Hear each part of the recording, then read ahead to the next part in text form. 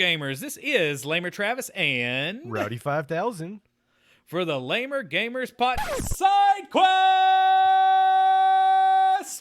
I could have gone longer with that. All right, guys. So in today's episode, we are not bringing you the regular Lamer Gamers podcast. Instead, we are bringing you Lamer Brew, the quest for epic coffee. So, what the heck is this show? It's interesting is what it is. Yeah, well, hopefully it's interesting. Hopefully we aren't wasting everybody's time with my oddly strange desire to talk about coffee. But I've been threatening listeners with this I've been telling or, suggesting that this might happen for a while. So just kind of, here's the thing. If you listen to the podcast, you know that I kind of get slightly obsessive and get a little researchy with things. Just a little bit. Rowdy knows this. Rowdy's known me for a long time. Yeah. Well, coffee is one of those things. And that's what we're going to be going over. So in the future, we're essentially going to, when we have an extra day to record or just whenever I just kind of want to talk to myself in a microphone, we'll be going over the history of coffee. We'll be going over different things that you can use to make it, the history behind that possibly, along with some funny things. Like I know I'm planning on one that is going to be called the 9 Levels of Coffee Hell, or the Lamely Divine Comedy, where we'll talk about things like Teacher's Lounge coffee, where you go in there and it's made with anxiety and extreme lethargy, probably sitting for 3 hours, already using half the amount of coffee it should have, but twice the amount of burnt hate coming through. Yeah. We'll describe some things. So it's going to be kind of these one-shot shows, but every episode, because we are still gamers, well, lamers. Lamer gamers? Both. Yeah, we're both. And every episode seems to be fueled with some sort of caffeinated beverage that is usually bean flavored as its strain. Angry bean juice. Angry bean juice. I like that. Not pinto bean juice or ranch style beans, even though we are from Texas. Yeah. I guess that's what they call cowboy coffee, right? You just get some ranch style beans and you put them through the filter. That sounds disgusting. There is actually a thing called cowboy coffee. We'll discuss that in an episode whenever I try that. But it does not involve ranch style beans. That sounds frightening. You run heated up hot dog water through ranch style beans. Absolutely. Anyway, so this is going to kind of go off the rails in the future, but every episode we are going to talk about a video game and our impressions. It's going to be a pairing for the coffee we're drinking. So if you want us to talk about a game, is just kind of a one-off impression, let us know on Twitter at LamerGamersCast. Or if you want to know something specific, maybe about a place where coffee comes from or something in the history, I will do my best to, tap into Google or, maybe look at a book. You Those nerd. things are kind of cool. Yeah. And we'll talk about that because that just sounds like fun and for nerds like me. Anyway, I think that's about it before we go ahead and start the show. Hey, Rowdy, do you want to hit the music?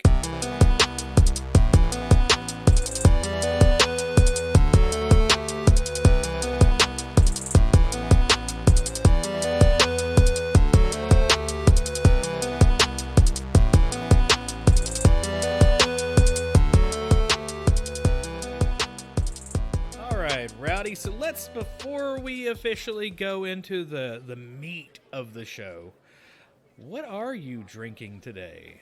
All right, so this is my third coffee drink for the day. My first one, you know what? I forget what my coffee was this morning. Then in the afternoon, I did a Vietnamese pour over, if that doesn't sound pretentious enough. I did. So what'd you use for? I know you use a lot of espresso for things. Yeah. Did you do it with espresso? No. So this Vietnamese pour over is actually just a company that we ordered from. Oh, okay. So it's already ready. It's a company called Copper Cow, and it just comes with it's almost like coffee espresso type coffee in a tea bag, kind of with little Okay. like little cardboard holders on the side. So basically, you just pull the cardboard out, you set it over your cup, Gotcha. and it clips to each side of your cup, and then you pull the top of the filter bag off, and then you pour your water over the top of it, and it's actually only 4 ounces. Okay. It makes it very strong. Yeah, And because then, normally a Vietnamese coffee is a slow process, like really strong coffee that'll kick you in the face. Oh, this will kick you in the face, man. And you have to do your whole pour over method, man. You have to, wet it first to let all the carbon dioxide come out, let it sit there for a second, and then finally start, slowly pouring it over. And I normally get, like I said, about 4 or 5 ounces out of it. And then this Copper Cow company that we went through, they Copper also, Cow, by the way, sounds like something off of Valheim. right? Just saying. But then they also come with a pouch of sweetened condensed milk Yes. for each one. I don't use the whole thing 'cause it's kind of It gets rough. sweet that way. Yeah. But that's really good. But now since the drink I'm currently on, I just decided I just want to drink coffee and not make it. So right now I am drinking a Mexican vanilla high brew cold brew coffee. Ooh. High I've Brew. had those. Those are pretty good. High brew, I found out, is actually made in Austin, Texas. Yes, sir. North Austin. That's California, Texas. And I really like the high brews. So like whenever I just want coffee and I don't feel like making it, and I want something I could just pound, I go to the high brews because you just open the can and it's ready to go. And I think, too, that's actually a pretty good brand. I've bought from them before. I really like their stuff. All right. Well, I'm going to go slightly more. Actually, I'm going to go way pretentious, Rowdy. Oh yeah. So yesterday I was like, I started roasting my own coffee recently. I'm about 6 or 5 pounds into roasting, doing about a half pound each. No, that's all. So, that's all. So my house smells like glorious smoky death occasionally, if it's a dark roast. Okay, so I've heard people are like, "Oh, you roast coffee? I bet your house smells lovely." No. If you do a dark roast, it runs people out of your house because it's very thick smelling. So we're going to talk more about like roasting coffee in a future episode. But when you get to what's called the second crack, because whenever you're heating up your beans, there's the first crack, which cracks it just a little bit. Then the second crack, it basically breaks down the structure of the coffee and lets off a little bit more smoke, and that's whenever it will choke you up. And that's when you want to slow down, because if you make it to the plumber's crack, ugh, Yeah, oh man, it's bad. ugh. Yeah, then you got to give that to Starbucks. But yeah, so we'll get more into that in the future. But anyway, so I only have one plug that I can really use my coffee maker with, or my roaster with right now. I'm actually going around. This is how nerdy I'm getting, by the way. I'm actually going around with what's called a kilowatt. It's a little device that'll tell you how much amperage and wattage and voltage are in your wall from that plug. Because I've noticed whenever I plug up my roaster in different plugs, it runs differently. So the only one that I can get it to work really well is in the center of my freaking house, in the kitchen, with a Ventahood that doesn't blow the air outside. It's just one of those junk ones that only go through a carbon filter, and I hate it. You have really gotten into this. Rowdy has no clue why I'm wanting to do this as a side quest in the future. We made it. We may need to have an intervention for you. You might need to have an intervention for me. All right. Anyway, so I've gone a little off the... This is what happens whenever you're stuck in your house forever. Right. Okay, so here's what I'm drinking today, which I roasted yesterday, and I shouldn't be drinking it yet because it has way too much carbon dioxide. Whenever you roast a coffee, it offsets carbon dioxide as gas, and you're not supposed to usually drink it before like the third day. I mean, you technically can, but have you ever used a soda stream, Rowdy? Yeah, I hate them. Yeah, so yeah. So if you use a soda stream and you put too much carbonation in there, it's almost like got a little bite to your tongue, right? It's spicy. It's spicy. Well, my coffee tastes a little spicy right now because it's definitely got too much carbonation. I tried to offset that with some different ways I'll talk about in the future. But anyway, I am drinking Ethiopia Uraga Tebe Haro Wato, and I'm sure I pronounced that wrong. And it is the weirdest freaking coffee I've ever had. The only Ethiopian coffee I've ever had is a Uraga. Yurgachev's good stuff.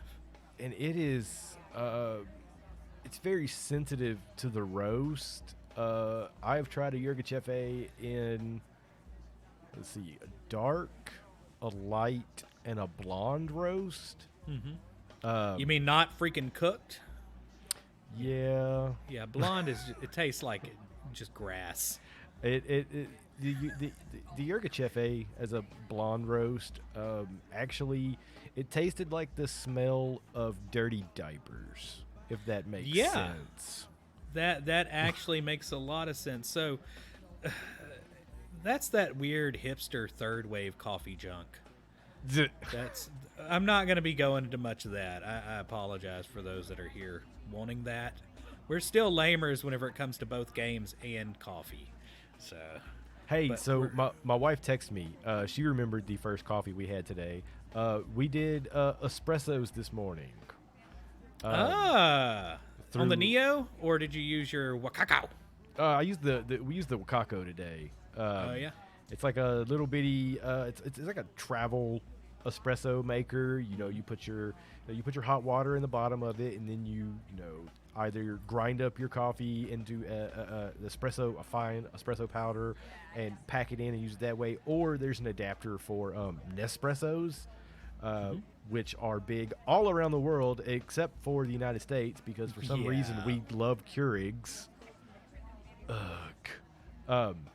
But yeah, that was the first drink today. So at some point we need to talk about the Flare Neo, because me and my Neo are about to fight. Why? Clogging issues, I think. They actually released a new portafilter for it. Gotcha. So, but anyway, let me read this pretentious, crazy coffee and how it's supposed to taste. You ready for this, Rowdy? I don't know, man. I might fall asleep.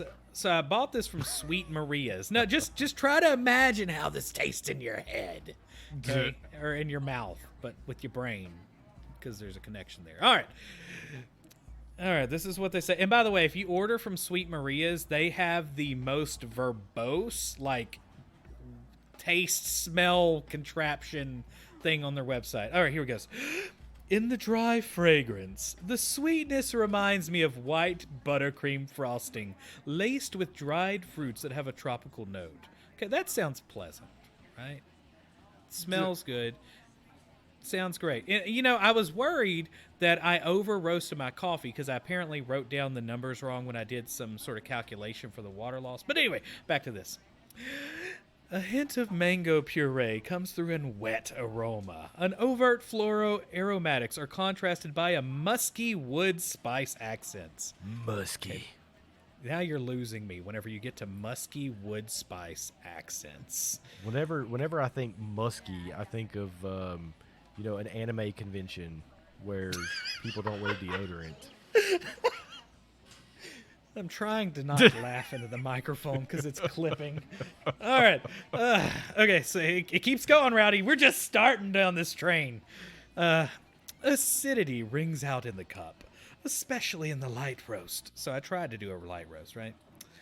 Rindy lemon citrus notes with some of the bittering white pith add to the vibrance in the cup. and pulls together a moderate sweetness and complex bouquet of jasmine flower and sandalwood aromatics. Dude, I hate all of this. Okay. So here's the thing. There's still more to this.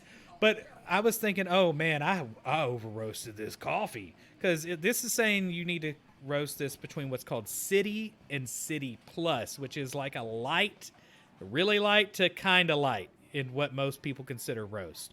Rowdy's looking at me with the crazy eyes like, what the heck is he talking about? Rowdy, Exactly. there is a whole world of vocabulary we have to go over in the future. Oh, Lord. When we talk about roasting. Just warning you. Anyway, at some point you're going to have to come over and we're roasting coffee, dang it. Okay. So here's the thing. I have never had a coffee that tasted like sandalwood. I don't want a coffee that tastes like sandalwood. This is the weirdest freaking coffee. Like, everything it says has been right. All right, here goes. The coffee cools to a sweetness of unrefined sugar. And there's a dark, date, jam-like flavor that comes through in the back end, along with hints of cinnamon stick and aromatic cedar shakes. This is what I'm drinking. I hate all of that. I don't know why I like it. It's okay. It's not that great, but it's weird. Man, and I like weird things. I have a friend who orders some Sweet Marias and does his own roasting and everything. And that'd be Mr. Casey, right? Yeah. That's who did the filming for Ring Fat Adventure. Yeah. Well, I've read all of these that we've drank, and I could tell the difference in tastes, but I cannot get all the wine snobbiness of all of these. Like, not once have I ever been like, yes, this is reminiscent of a buttercream frosting. Get out of here. So I will say, I sent some coffee over to one of our listeners, Shoulder, right? And I'm trying to pick like one listener a month to send some coffee out to just for fun. So if you want some coffee, hit me up at Lamer Gamers Cast in the DMs, or find our actually we do have a subreddit, I just never update it, or Discord, and hit me up. But I actually sent him some coffee and thought I didn't tell him what it tasted like. That dude has a palate.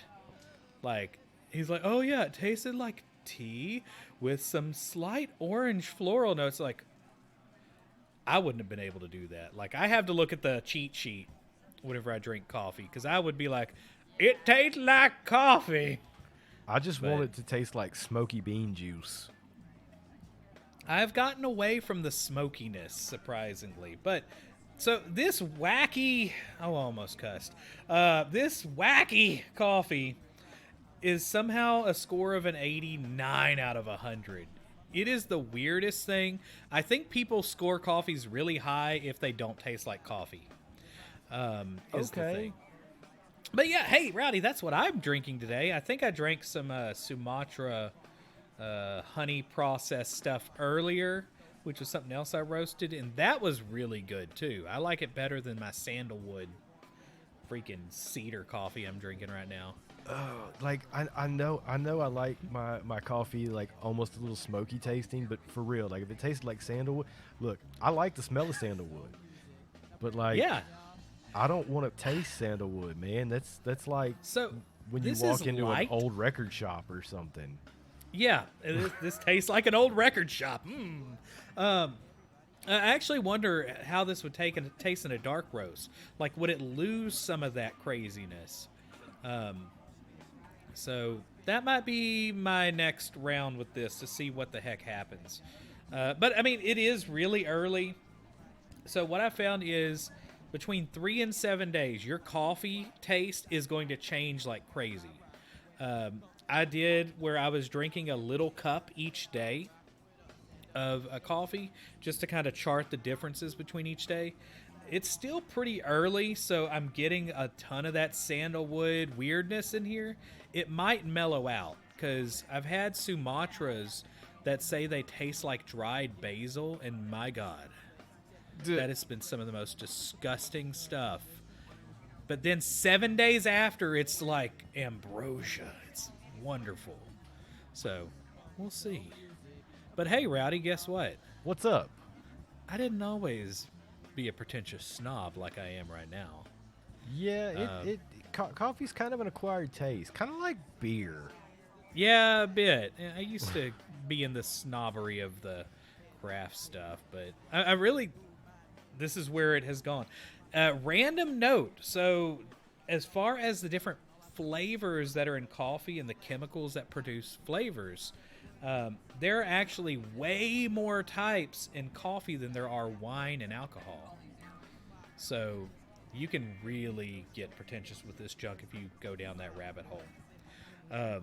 All right, so we are going to go on an adventure of where we're at now and kind of where we started. Now, I know for me, whenever I was growing up, we didn't actually have coffee at the house. And it wasn't for like a religious reason. It wasn't for anything really. I mean, there was no reason for it. It was mainly because I think my dad, he worked nights most of the time. And he probably drank it at work if he even drank it. But the only time I saw coffee containers growing up was like to hold various like doodads, knickknacks, and screws, bolts, and nuts, man. I still have just cans of Folgers and Community Coffee that are full of implements. What about y'all over at your place? Yeah, my dad worked a lot of nights too, and he just wasn't really a coffee drinker. When he did, it was basically just Folgers. Yeah. My mother really liked the sugary, powdery, instant stuff. I could see that. I mean, your mom worked for a large sugar chocolate corporation a while back in the day, huh? Yeah. So Yeah. that really Sugar all chocolate. made sense. So I never really got turned on to coffee until like probably late teens, early 20s. Same here. Now, I do remember Kool-Aid at your house. Y'all Dude, all about the Kool-Aid. I still drink Kool-Aid nonstop. As a matter of fact, I have my High Brew coffee right here. I also have this is Kool-Aid. This big ass, this big glass right here Big that glass. you can hear. Yeah. It's Kool-Aid. But I think the only time I drink Kool-Aid is whenever I hang out with you. well, as I've gotten older, I've realized that Kool-Aid has too much sugar in it, and this is very blasphemous of me to say this, but I make Kool-Aid with half. I make Kool-Aid with half the sugar you're supposed to. I don't blame you, man. That stuff is it's liquid diabetes. I mean, I'm sure it has led to that in way more people than it should have. We could do a side quest about Kool-Aid. Dude, we should do a side quest. Side quest again? No, this is just going to be the inception of side quest episodes. Pretty We'll much. we'll just do side quest cuts and start talking about. Hey, speaking of side quests, Uh-oh. I started dabbling with drinking the darkness sometime in high school, and I think it might have been contributed to by Surge. Rowdy. Dude. Do you remember Surge in freaking high? And this dates us. Look. First of all, Surge in a school that was allowed to be in school and actually paid for by the Coca-Cola Corporation to be put into the school. Dude, Surge, it came around, I think, when we were in junior high. But I can remember probably freshman, sophomore year of high school. I was a band nerd, and we were on some kind of band competition trip or something. We got finished, and we went to this restaurant, and they had Surge on tap. And basically the fanciest restaurants for the band. Dude, it was like a Luby's or something like that. Just Yeah. awful. Ugh. So everybody just lined up, and we all just started pounding this Surge. So you've got 3 busfuls of nerdy band kids just bouncing off the wall because we drank concentrated green sugar. I kind of Lord. think as an educator, just kind of like, oh man, I couldn't imagine Like, because I remember kids would like go down the hall with like multiple in their hand before class. But I mean, heck, they sneak energy drinks nowadays, Dude, and drink those like Kool-Aid. Surge was an energy drink before energy drinks. Yeah, but with none of the vitamins. They didn't even pretend to make it healthy. All the sugar and caffeine. I mean, it was more than Mountain Dew. I got to say though, Surge was pretty good. You could still get it. Yeah. But anyway, so I think that, and we also both went to this little coffee shop that was swamp adjacent. It was really the only one I think we had in town when we were in high school. And I'm going to not say the name of it, but it's one of the many Christian coffee shops that kind of popped up in this area. And we still, I've noticed that really, I guess without some sort of divine intervention, coffee shops don't exist in the swamps. You have to go to those heathen big cities. We nicknamed this place, me and some friends of mine that played music a lot, we nicknamed this place the Lord's Cafe. Yeah. And nothing against that. So, we would go in there, and to me it was a fantastic hangout spot. For somebody that was in high school, your parents were like okay with you going because it was a Christian coffee shop. There's no telling what Rowdy did there, though. I can't vouch for Rowdy being. Yeah. Anyway, but it was a pretty cool little place. I remember it was at first. I think it was like at their house. It was like an attachment. Yeah, so you'd go out into the woods, and there's like a string of lights on a porch. And dude, it really was like out in the woods, because like you would go down this street, and I mean it was in the suburbs, but still fairly our thought rural. process of what a suburb is actually rural, though.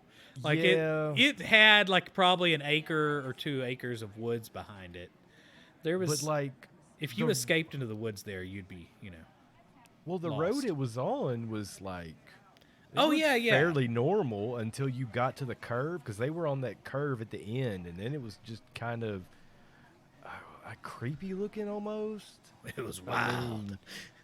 It had a decent sized parking lot and stuff, but yeah, it really was on the side of their house. Yeah, and that's really honestly the kind of stuff you see out here. I mean, if you see something like that, that's a barbecue shop, it's good. Oh yeah, yeah. So I mean, it's not anything unusual out here to see something like that. But I just remember kids would go out there and hang out. They'd have their morning people that would go in, the older adults. But it was it wasn't really attached to a church. I think they were, what is that? Non-denominational, but that's such a big, broad term. Yeah. So they were good people. They were a little off, though. They were. Rowdy's got stories that I know of so I didn't hang out with them as much as I think Rowdy did. So we would go there, I guess, I mean, the end of high school, right after I graduated. Like, I was playing a lot of music. I was in 2 bands at the time, and they would have bands play. And, they had like rock bands and punk bands, and I remember like heavy metal was there one time. As long as you just couldn't cuss, right? Oh yeah, you just couldn't cuss. Yeah. But and the pay was decent. Like, that's unheard of. Like for bands in our area, like most of the time they're just like, oh well, it's exposure. No, I got bills. I can't pay my bills in exposure. So I'm in high school. I got bills. I take it. I take it back, man. I was like 18 at the time. I didn't have any bills. Yeah. Not real ones. But yeah, they would give us like half of the door price, not door price, half of the door cost. But yeah, we would play there, and then they eventually made enough money to where they rented a building in the middle of town, and it was bigger than being on the side of their house, more parking and all that stuff. And they got in trouble for the noise quite a few times. Oh, I believe it. Yeah. And then another band that I was in, we actually funded 2 of our albums by playing at this place multiple times. One of the bands I was in though was called Losers Advocate, and Yes. the owner of this place, Christian coffee shop, he came up to us one time and he was all like, y'all are a really good band, but y'all really got to do something about that name. We're like, what do you mean? He's just like, well, Losers Advocate. I mean, that sounds a lot like the Devil's Advocate, and the Devil's a loser. Yeah, they were. that was a bit much. But, yeah, I think honestly, I think they were genuinely good people. But I do remember like the guy did go a little off the deep end at some point, and turned out he had like because he wanted to be like have people around him at his feet as he preached. Yeah, Kind of got weird towards the end of it, but he actually. Now, I don't know how much of this is true or hearsay, but sounded like there was like a brain tumor that might have led to some of the weirdness that we noticed. Not to be a downer or anything. Yeah, don't be a downer, but overall, though, it was an interesting aspect of our late high school, early adulthood that almost turned into this weird like counterculture of the swamps in a Christian coffee shop. Was pretty much where I feel like I got my start into ridiculous coffeeness. And I didn't drink anything good there. I was going to say, I don't think it really started my love of coffee, because basically all I drank there were like blended up sugar, chocolate, hint Big train of coffee drinks, like tons of whipped cream, sprinkles. That's what I did, man. And well, when we would play music, we would sneak out back and drink booze. But yeah, Rowdy did that. I did not. But yeah, it was an interesting little place that I think started a lot for me, and it kind of brought me into liking coffee, because I mean I think that's how a lot of people get into this craziness eventually. They start with the sugary drinks, the milky kind of dessert drinks, and as you get more experience, I guess you'd say, or you get more people throw things at you, you get good tasting coffee that makes you kind of step away from needing all that excess baggage. Because I know they probably use what is called Big Train. I'm pretty sure that's what they had posters of on the wall. It's like a powdered drink with like, gutter coffee in it. nice. That you throw in a blender. But they did have an espresso machine. Lord knows if they used them.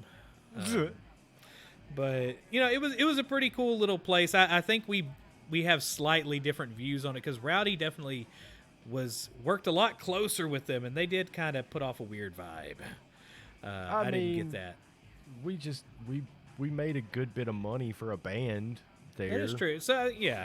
Now I do remember Rowdy and I had an adventure where we both did an open mic one night, and that was entertaining. That was weird.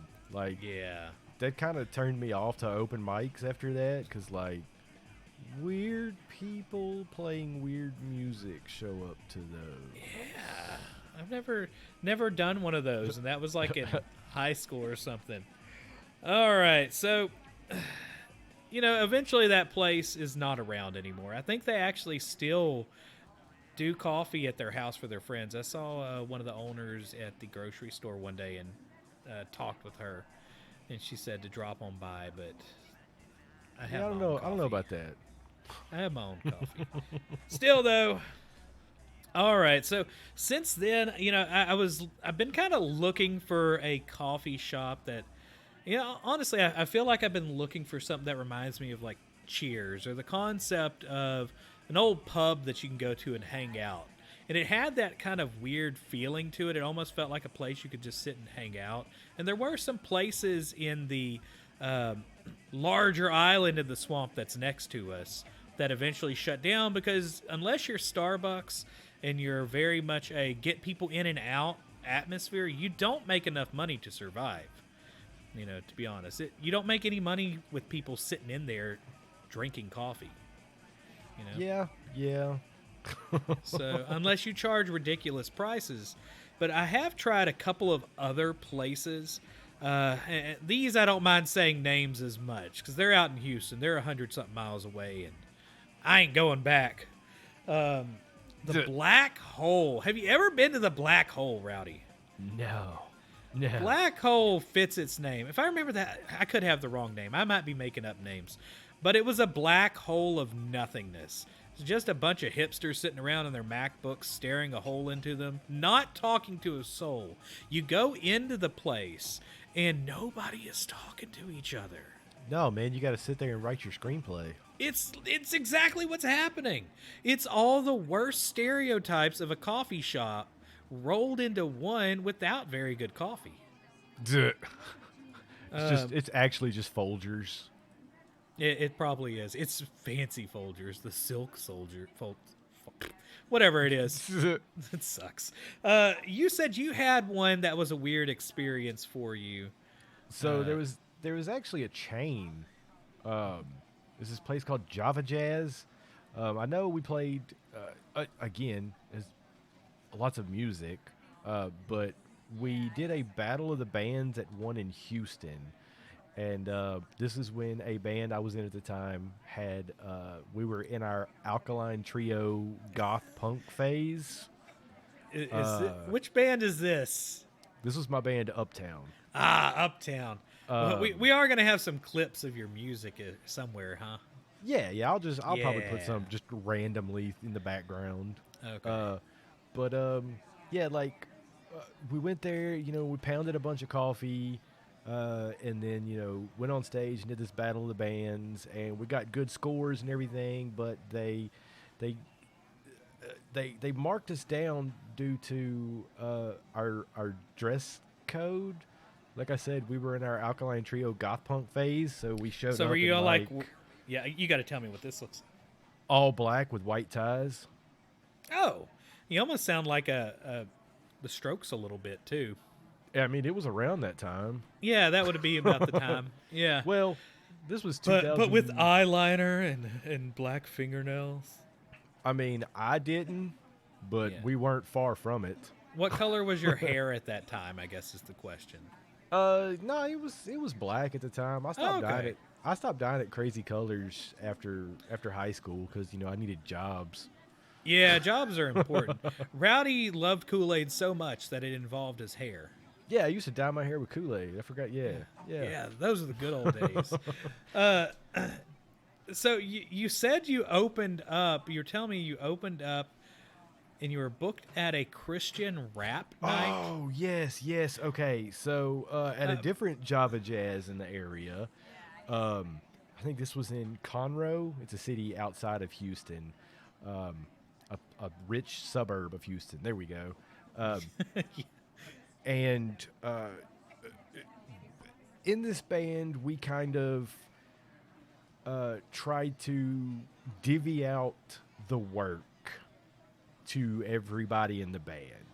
When it came to writing music, when it came to booking gigs, when it came to recording and all this stuff, we tried to divvy it all up. So that one person didn't end up with more of a workload than anybody else. So our bass player at the time booked us at Java Jazz. And at the time, Java Jazz had bands like Saves the Day was playing there at one point. Oh, man. I mean, bands like that, not super huge, but that were big at the time, and like the emo scene and stuff like that. So he tells us, hey, I got us booked at Java Jazz. We're like, dude, that's awesome. Because the way that a lot of these places would work is you would play there, and the owners would see you. If they liked your stuff, they would keep you in mind whenever they had bigger name acts come through. Like we almost got to open up for Zebrahead in Houston one time back when pop punk was a lot bigger. Pop punk never died, Rowdy. And then Yeah, it's dead. we got to open up for that band Rehab.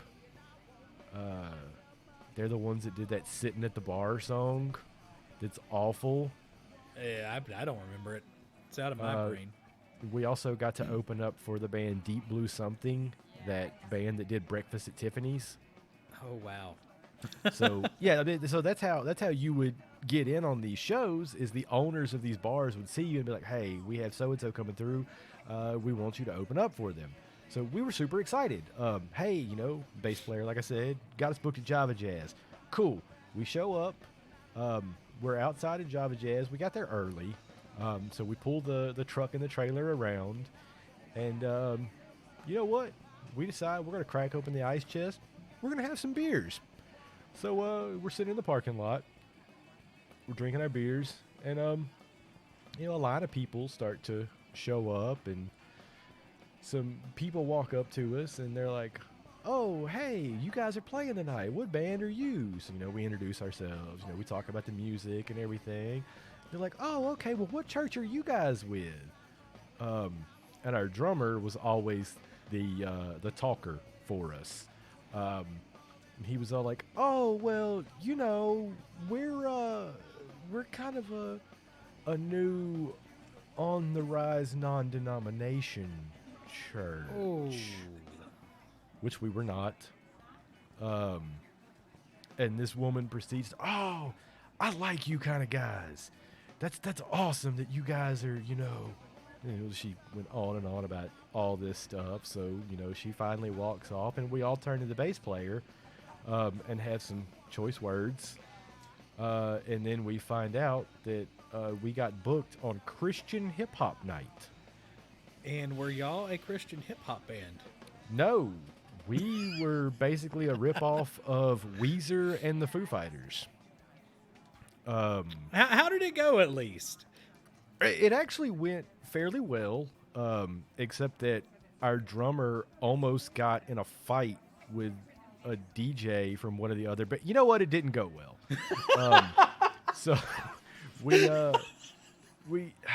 so the first group, it was actually a solo guy that got up first, who did a lot of effects with his computer and then played guitar over it. And then we were next. So we were like the, you know, pop punk group that we had to censor ourselves. Not that we cursed a lot, but had to, you know, censor ourselves. Except for that one rap song that y'all remade. That came later in the career. Okay. Yeah. We kind of reinvented ourselves at that time. Gotcha. But yeah, so then the group that went on after us was like the Christian version of the Limp Bizkit. But they had a DJ that was like 50 years old, and he took and at one part started tossing CDs out into the crowd. But instead of, you know, painful. instead of like lightly tossing them up in the air over people, he was straight up flicking them like they were frisbees at people. Ooh. Well, one hit our drummer, who had had drinks and is a big dude. Like tried to jump on the stage and like strangle this dude because he like threw a bunch of CDs at him and hit him. Man, I've actually never heard this story. It was interesting, man. But this is another time where, you know, we actually were drinking, but we, you know, pounded a lot of coffee and stuff too, because I mean it's technically a coffee shop. So that's okay. So these are the kind of stories that why I wanted to start off this first episode with the adventure to where we are now, because I think we've both had some interesting past stories that have dealt with coffee shops or making coffee or even coffee at work. And honestly, if you look into the history of coffee, which I'll go into in the future, it's not something that is necessarily a straight line. There's always something a little off on how it gets to the point where we are now. I mean, if you look into the history of coffee, you'll see times where it is a social gathering place. It might be a risque place that is outlawed. It could be seen as something even holy in some places. It's really got an interesting history, and some people have actually connected it to part of the reason why the Enlightenment happened. and things like that, just various revolutions and stuff. So that's I think is a really fun way to introduce the show with kind of our personal histories revolving around how we got involved with drinking coffee, because it's definitely one of those things that are almost in every single person's life in the U.S., I would say, but throughout the world too. I mean, it's even a commodity the way that it's sold. I just found it very interesting. I like Rowdy has a much better range of stories than I do whenever it comes to this. But anyway, so is there anything else fun from Java Jazz? Man, it's just funny because at that time, like, that's where you booked shows. Like, it wasn't really at bars. Like, you booked them at these coffee shops that were popping up. I mean, heck, even in our home area, I mean, there's still a place that does coffee that we would go and play shows. I mean, actually, they don't anymore. If you're thinking of who I'm thinking of, does it involve the internet? Oh, wait, no, they do beer now. Yeah, I'm really, really disappointed in that, too. Yeah, they don't do coffee anymore. They do beer. Because they're fairly close to where I work. And I went in there after work one day and was like, hey, I want... they make this weird, like, sugar death drink of... it's the Funky Monkey. It's like banana and chocolate. And espresso latte thing that I'll get every now and then if I want to just, I don't know, get off work and go drink coffee. And nothing. They got rid of their espresso machine, and it's just that now. It's just a bar. And I'm really saddened by it because it used to be a cool place to just sit in, but I think they make a lot more money now. The last time that I tried to get coffee there, they were like, well, we don't really sell much coffee. We could put on, like, we could just put on a pot of coffee. And I was like, well, just give me whatever beer's on sale. And then they gave me a beer that was brewed with crawfish seasoning.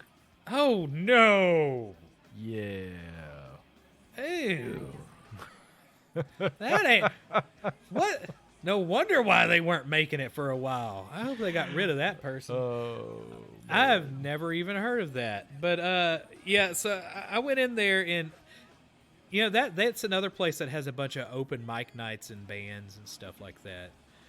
It's one of the last shows I played was there with my reggae group. Well, I'm going to go into kind of my last straw before I started getting nerdy. I had a meeting out in Houston.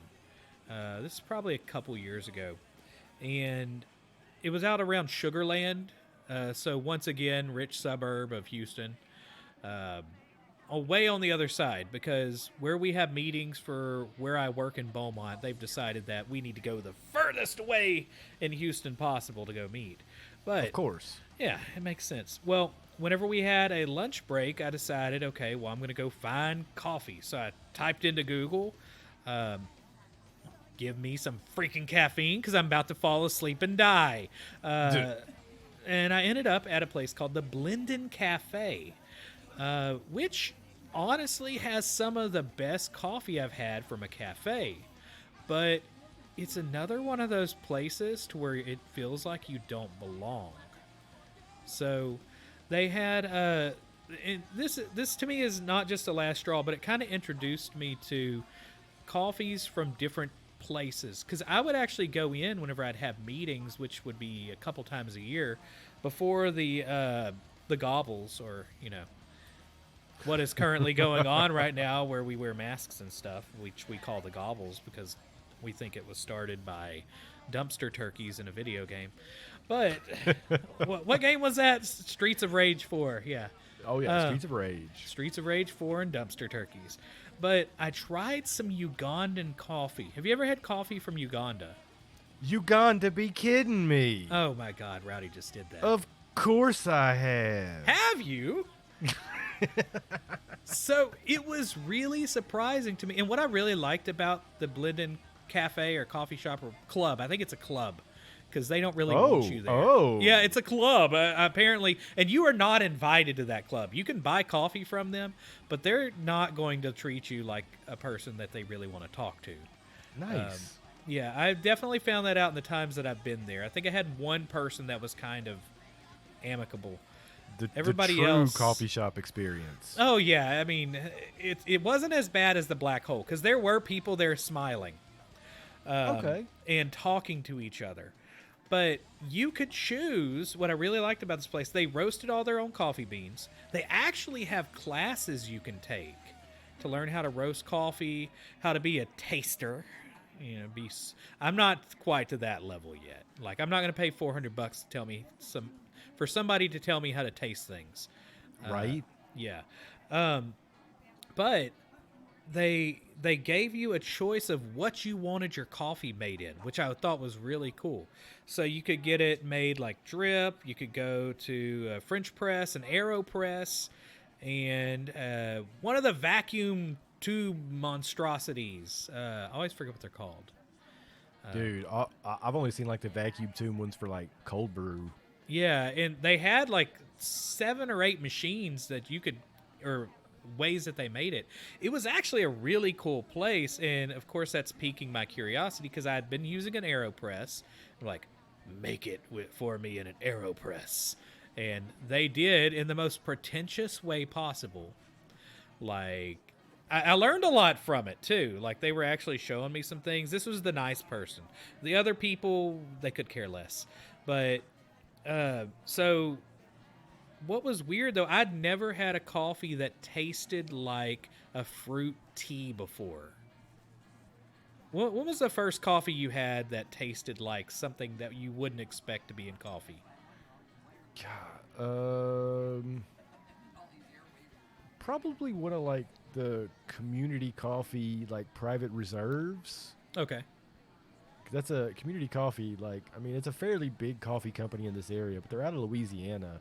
Yeah. And they would do like these private reserve, like small batch roasts. And that's really when like coffee to me was like, hey, you know, could actually taste like something other than like angry bean juice. Yeah. Community's actually pretty good. Like, if I need to get a fix, and I just go across the street to the grocery store and I'll look for community coffees because they do have a lot of different variations. Oh, yeah. But anyway, so I tried that, and then like the whole meeting I was drinking this ridiculousness, just like, what the heck is this thing? And since then, I think that's one of the times that, you know, I bought some of the coffee and it was ridiculously priced. It was like $30 for 12 ounces. And I started drinking, I think it was a Black Rifle Coffee Company. I started looking into their stuff because it was decently priced, had good reviews, and it was good coffee. But I got to the point to where like I started drinking all this decent coffee, and it got expensive. They started doing the small batch stuff, and something in my head's like, ooh, I get to try something new each time because I like the experience of tasting something new. I want something that's going to short circuit my brain for a little bit at work because I'm tired of it being on. So that turned into my kind of, you know, I would bring my coffee in. I would do AeroPress. I would take a 5-minute break because I don't get a lot of breaks in my job. And it was just a way to kind of, I think, center myself or ground myself, if you want to use a freaking pun. But then once it got expensive, I started looking into roasting my own coffee. Dude, it is so much cheaper. Oh, yeah, dude. It's ridiculous. I get 8 pounds of coffee like every... honestly, I've only bought 12 pounds of coffee. I just said that out loud. I've only bought 12 pounds of coffee. Oh, that's all. But I mean, since like December. And I haven't used maybe 5. I've bought a toddler's weight in coffee. Yes. But I've been it's been really cool because it's way cheaper. So what I was spending like $40 a month on coffee related items, or $45 a month from Black Rifle Coffee Company, I can get 8 pounds of coffee for that same price, which is pretty good, especially because 8 pounds of coffee is going to last me more than 2 months by myself. Well, what's funny about that though is that like you realize like okay, granted it's a lot of trial and error, but it's really not that hard to roast your own coffee. Like I said, there is trial and error. You are going to make some bad batches until you get used to it. Yes. But they're making it sound like the labor it's so labor intensive, and they're making it sound like everything is that cat poop coffee that's super expensive. Oh, the Kopi Luwak, which I've tried before. Gross. It was foisted upon me though. Somebody told me after I drank it. Yeah, it's like, oh, thank you for giving me cat poop coffee. You could have just not told me. Oh, Rowdy doesn't even want to talk to me in the same room. No, I'm just saying, okay, like, okay. Yeah.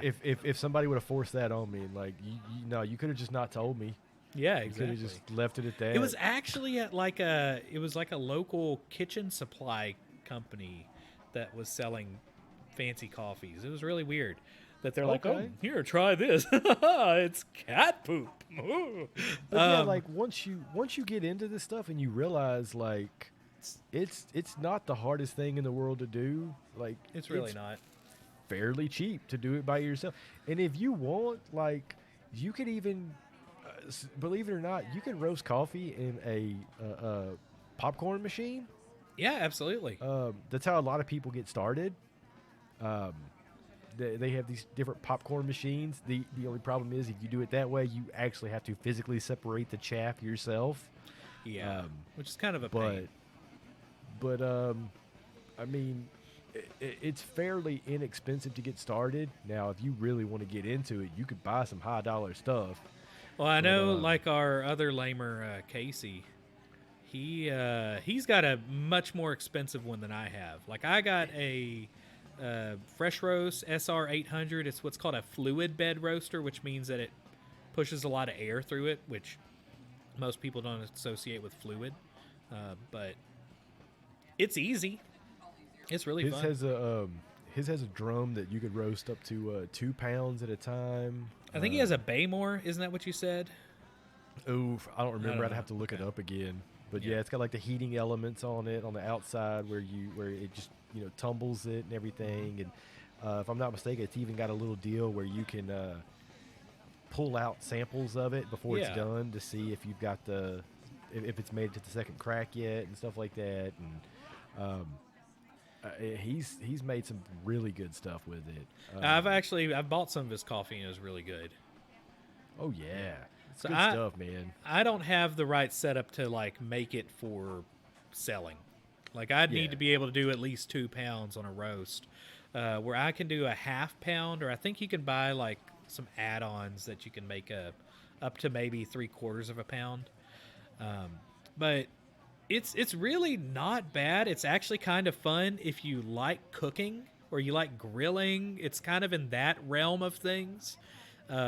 Honestly, if you can grill, I feel like there's a lot of transitions there. Just kind of dealing with that. I need to be up. I need to check temperatures and stuff like that.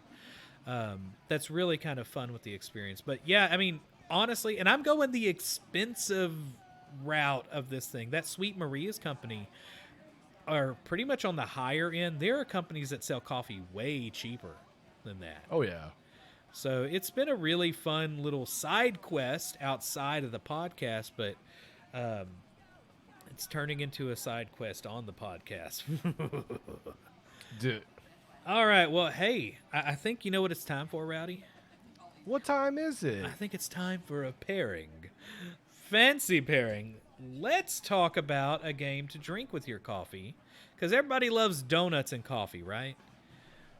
I mean, I'll do donuts without coffee. I'll do donuts with coffee. It doesn't matter. I'll just do donuts. I mean, I'm honestly trying to stay away from donuts, but donuts and coffee are fantastic. And what better game to play with a cup of coffee? Donut County. Now, you've played Donut County, right? Oh, yeah. All right. So Donut County is one of these special little games that don't take very long to play. You could get through a pot of coffee with this, I think. if you really speed played this game. And, by the time you're on the 8th cup of coffee drinking out of that pot, you definitely going to be playing this fast. You're seeing sounds. Yeah. I only drink like 2 cups of coffee a day, so I'm not one of those people that put a pot on and drink it throughout the day. So here is what they say about Donut County, which if you look at the game, it is a cel-shaded style game. And it's got a happy little raccoon that is on a quest to get a quadcopter, and creating havoc is involved, as most raccoons, do. They are creatures of havoc. It says, Donut County is a story-based physics puzzle game where you play as an ever-growing hole in the ground that is, actually ran by the raccoon. Meet cute characters, steal their trash, and throw them in a hole. So it says raccoons... What's that? That's what you do as a trash panda. Oh, yeah. Trash pandas are fantastic. Raccoons have taken over Donut County with the remote-controlled trash-stealing holes. You play as BK, a hole-driving raccoon who swallows up his friends in their homes to earn idiotic prizes. Truth. When BK falls into one of his own holes, he's confronted by his best friend Mira and the residents of Donut County, who are all stuck 999 feet underground, and they demand answers. So it's really a fun game. My wife has played it. I think it's very approachable for pretty much anybody. The music is really fun in the game, I think, too. I think the whole thing is done by one person. Nice. Yeah. And so what happens is your hole gets larger and larger as it sucks up stuff. So think of Katamari Damacy, but with a hole. Like, you start off and you're just, like, swallowing up small things like a sign here and there or a box. And then by the end of each level, you're swallowing buildings. Yeah. And it gets ridiculous. The characters react to it, but they kind of bounce around too. It's a very funny art style, but you have to check in between all the things that you sucked into the hole because they have like explanations of what each one is. Did you see any of that in the game? I don't think so. Oh man, you got to go back and play it. So whenever you go at the end, you can see what's brought in, and it has these really funny explanations for what everything is. So like a snake would be like an anger noodle, and it just it's great. There's so much humor built into it. The transition screen has this happy little flower that says "Have a garbage day," nice, which is fun to send your significant other before they go to work. Yeah. It says here, Donut County was created by Ben Esposito, designer of What Remains of Edith Finch and The Unfinished Swan. It is the result of 6 years of solo development, dozens of donuts for research, and one fateful encounter with a raccoon. This is fateful encounter with a raccoon. Yes. This is definitely one of those games I suggest you play. If you have Game Pass, it is on Game Pass. It also does the auto HDR, which honestly, it's one of the games I don't feel like need the auto HDR. I played it on Switch originally, and I think it looks great either way. But if you haven't tried it, go out, get you a cup of coffee, sit down with Donut County, and let yourself live through the inner raccoon. Just let it come out and destroy entire cities with holes. Okay. Yeah. That's my thoughts on the game. Well, do you have anything like that you were thinking as far as the game goes, or things you enjoyed about it, or any issues you had with it? It's funny watching other people play it because, like, you get to the point where you finally have to, swallow up the barn or a building or something that's there. And it's not necessarily going to fall right in there. You have to, like, line the hole up, and then it starts to fall in. Then you have to jiggle it around. Yeah. So that it'll kind of work its way in there. And watching people get frustrated because they can't do that, that's pretty funny. Yeah, and the controls are the controls for some people, they feel like they're too sensitive. Would you say they're wonky? Oh, maybe. Now, there are some fun things too that happen with whenever, let's say you suck up a campfire, and then you suck up corn. It makes popcorn. It pops it everywhere. Or there's an infamous scene of rabbits when two rabbits get in there, and then they start shooting rabbits out like they're, a machine gun full of rabbits because they apparently populate very quickly in the hole. So there's funny little things that happen in there that are all very cutesy. It's definitely a game you could play with a kid or have them watch that I think is kind of surprising from the creator of What Remains of Edith Finch, which is very much a walking simulator kind of deep game, I guess you'd say. It's serious. It's serious. No, this is not a serious game. And there's actually a progression. So you're the raccoon, right? Raccoon, whatever. You are trying to get your quadcopter, and you had to be level 10, whatever that means. And so throughout the whole game, you're going from level 9 to level 10, and you're gaining points as you're destroying entire towns and societies and putting everybody in a hole. Yeah, so... Well, I think that's about it, man. That's Lamer Brew. Lamer Brew. So this will be a little side quest we'll do occasionally when we got some extra time. It doesn't necessarily fit in the every 2 week cycle. Don't know what we'll talk about next episode. You'll be surprised as we are. I could probably come up with another band story. Yeah. I think we're definitely going to have to maybe do YouTube in the future with this and train Rowdy on roasting coffee. That might be fun. Yeah. Okay. But I think next time it might have to be the 9 levels of coffee hell. That just seems fun. And then we can give impressions of Diablo. Rowdy won't be here. He's like, nah. Yeah. We'll find some other game. You can maybe Doom. We got to have a theme that fits with it. So the Doom Dark Roast. So yeah, if y'all think of anything, if you listen to this, you liked it, let us know. Hey, so we have something new. We have a coffee, Kofi. So if you want to buy us a coffee to, get us to talk more about coffee, or to help support the Lamer Gamers as we buy more expensive fancy equipment. Yeah. Rowdy's looking at his microphone like, yeah. Rowdy, what'd you just buy? Dude, I bought a Rode broadcaster. Mm-hmm. And that was when I decided to go cheap on a microphone. He says cheap. Well, yeah, no, I say cheap because I was looking into one of those, what are they called? The Shure SM7Bs, I think. Like, it's the one you see everybody using. Yeah. I mean, it's good for podcasting. It's good for recording vocals. It's good for recording instruments. It's just an all-around mic. And I don't sing.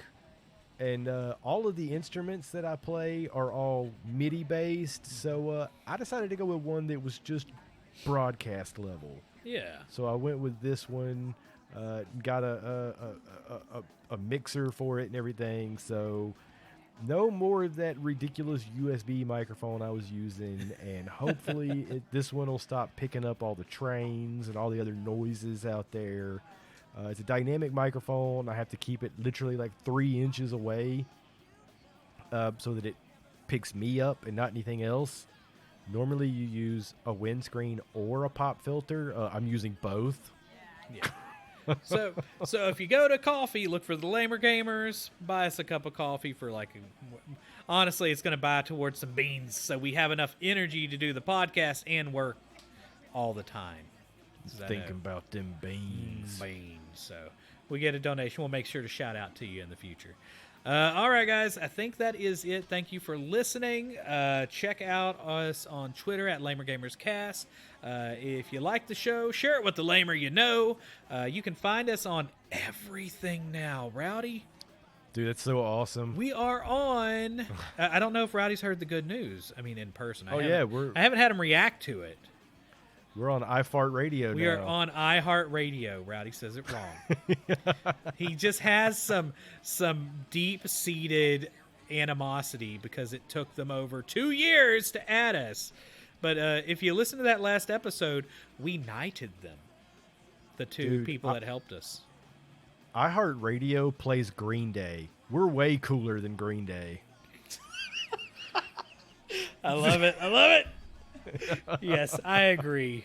All right, guys, that is it for me. Rowdy, got anything else? No, man, that's it. All right, guys, we will see you next time on the Lamer Gamers Lamer Brew. Whatever we're doing this period. Who knows? SideQuest. Bye.